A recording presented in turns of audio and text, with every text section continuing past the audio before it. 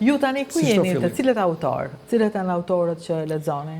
Recep Qosja kur e pyeta një herë që çfarë ndihmon njëri të shkruaj, tha ndihmon fakti që jo vetëm të shkruaj vazhdimisht, por edhe të lexoj vazhdimisht edhe sepse është i rëndësishëm ndikimi atyre që lexon. Patjetër, leximi është më i rëndësishëm se shkrimi, sepse është ushqimi i përditshëm, edhe ne shohim si e shohin botën me sy të tjerë. Është vërtet një dritare brenda shpirtit libri. Normal që don lodhje, por ama nga ajo lodhje ti paguash edhe me diçka më të thellë se sa mund ta japi për shembull filmi ose një formë tjetër. Jo, ato janë më shumë pilula, sidomos filmat që bëhen sot. Edhe pse ne kemi zakon që filmat që bëhen sot, librat që bëhen sot, jeta që bëhet sot, e krahasojmë gjithmonë me një gjë të bukur që ka ndodhur dje. Kjo është për shkak të dozës së nostalgjisë që ka çdo gjë, jo se është e vërtet, apo jo? Po. Librat që lexoj kam një formim klasik. Kam fillu duke i marrë shtetet mbarë edhe kam lexuar klasikët e çdo vendi, domethënë, nga gjermanët për shembull Thomas Mann e Hermann Hesse, për mos me fol për Goethe e Schiller që i bënim që në shkollë i njihja. Pastaj në Rusi ka një pafundësi shkrimtarësh të rëndësishëm, Dostojevski, Gogol, Lermontov, Turgenev, Chekhov, janë megjithmonë shkrimtarë të rëndësishëm. Në Angli, domethënë me shkrimtarët më të mirë, Oscar Wilde për shembull, shumë i rëndësishëm. Edhe kështu me radhë, po ato që më kanë ngjitur vërtet kanë qenë latinoamerikanët. Aty ndihesh më afër. Për shembull, kur lexoja Marquezin thoja, po edhe ne kemi botë fantastike, edhe Shqipëria, edhe ne domethënë, mes folklorit edhe magjisë, aty gjeta material të tregoja, cilën e kam treguar pastaj tek libri këtu. Se pak a shumë e njëjta botë është. Edhe ajo e Marquezit është botë, domethënë, që shkon shumë afër origjinës, no? Mua më ka ndodhur të shtëpia e shpirtrave kjo që po edhe ne i bëjmë këto. Dhe unë pata këtë ndjesi, më shënjoj, më pëlqeu shumë shtëpia e shpirtrave. Kur lexova Allende, madje ai ka qenë libri që më ka pëlqyer më shumë. Edhe Paula, dhe këto thash, po edhe ne kemi të tilla biseda, edhe ne flasim dhe bëjmë këtë mënyrë, por ajo i tregoj në kohë dhe ja tregoj mbase ndihmon dhe gjua, që është një gjuhë më e tregjet, se janë të gjitha, duhet ta pranojmë. Po në Shqipëri, kë ke pasur që të ka...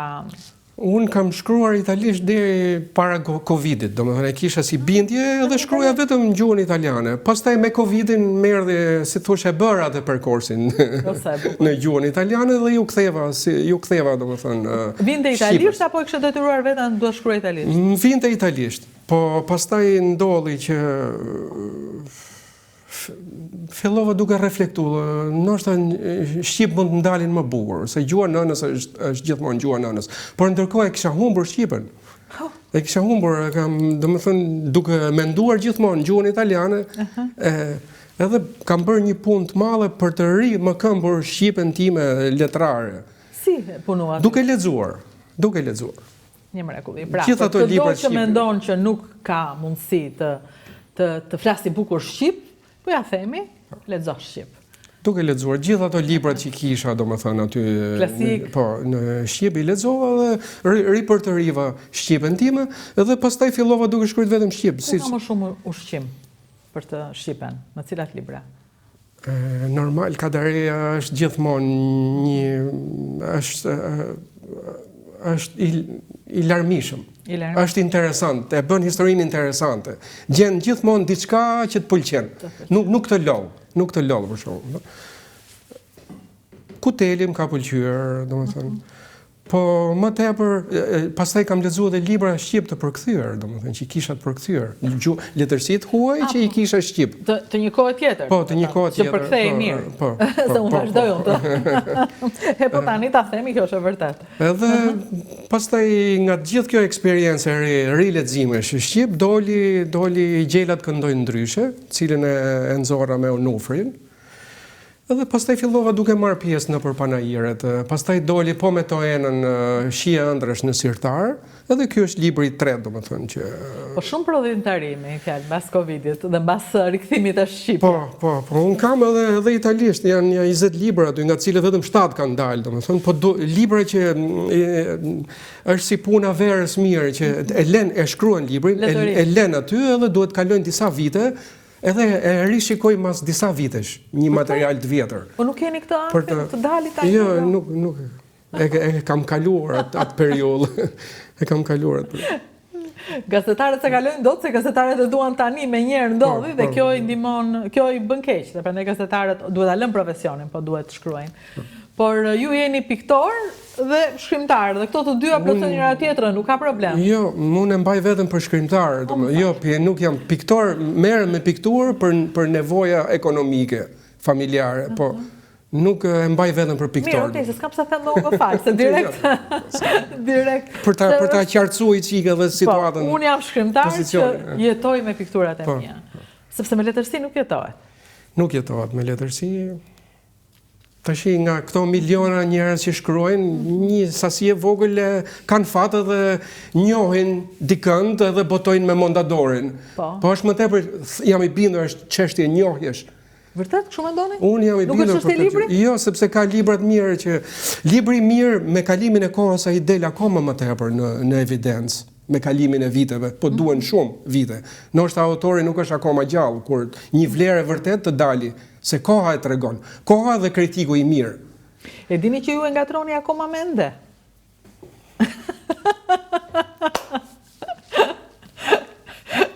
Akoma mende nga italisht, ja? Po. Që autori nuk është, jo, e ngatrova dhe unë tani, s'ka gjë. Nuk është, do të thosh autori nuk është më gjallë. Nuk është më gjallë. Jo, akoma, po nuk është më gjallë. Nuk është më është akoma në vend të më. Është shumë e bukur. Jo, të qenit e dy gjuhëve, kam përshtypjen gjithsesi që e ndihmon trurin të lëviz ndryshe, domethënë dhe ta shikoj nga të dy anët atë që do të tregoj. Dhe siguri kjo i ka ndihmuar shumë Firenze, se po të ishit vetëm në Durrës dhe vetëm Shqip, do ishte më e vështirë që ju të tregonit, edhe pse kjo histori është në Shqipëri.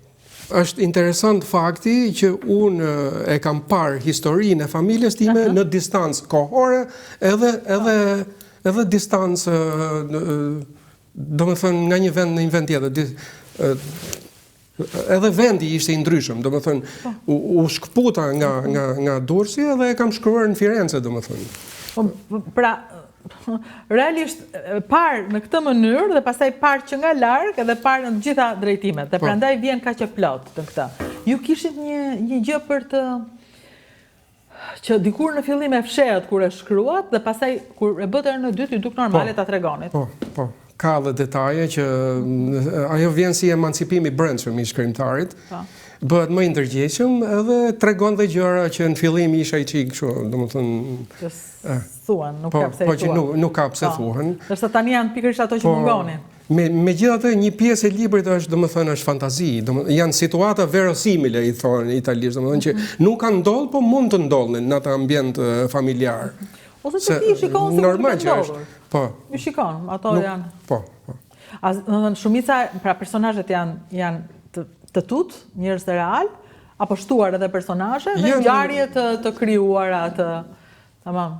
Për shembull, Nuni është një personazh i krijuar, është një sajesë imja. I bashkim personazhesh apo jo? Jo, nuk është thjesht e kam nga asgjëja krijova. Se duaj. As vetë se di, domethënë, se ndonjëherë kur shkruajmë më shumë me inconscient se sa me anën logjike. Shkruajmë, domethënë, aktivizohet brenda trurit ajo pjesë që lidhet me fantazinë, me imagjinatën, me krijimtarinë. Ju kur shkruani pini cigare, alkool, dëgjoni muzikë? Jo. Asgjë nga këto. Vetëm kur shkruaj poezi dëgjoj muzikë, se ato tingujt e bukur të ngacmojnë me i lidh fjalët, domethënë, në një formë veçantë. Po proza duhet të jesh shumë esull, domethënë, për të shkruar prozën. Këtë thonë edhe Markezi këtë me një intervistë vetëm. Lëre piano. Esull edhe ai vishe edhe si mekanik, domethënë, me kominoshe për të shkruar. Për t'i kushtuar asaj që bën, sepse është ju shkruani natën, shkruani ditën, shkruani kudo. Unë shkruaj para dite, domethënë nga ora 9 deri në 12. Kjo është periudha më e mirë për të shkruar, në heshtje, kur edhe shtëpia është në heshtje, se ikin domethënë djali edhe bashkëshortja, njëri ikën shkollë, tjetrin punë, dhe jam aty me letrën. Sepse kur ata vinë është e pamundur të shkruash. Është e pamundur. Me njerëz nuk shkruhet domethënë. Jo, pastaj duhet presësh 10:30, 11 edhe të shkruash. Vetëm se ka një gjë, kur shkruaj në darkë, pastaj nga ora 2 nuk më zen më gjumi, se kur lexon flen, mund flesh edhe me libër përpara. Po kur shkruan truri, domethënë merr super gjira, no. Jeni shiruar tani që kjo doli është në Shqip, tani e mbaroj. Po jam shumë i lumtur që ja prezantoj lexuesit shqiptar këtë roman timin. Është një romanet më të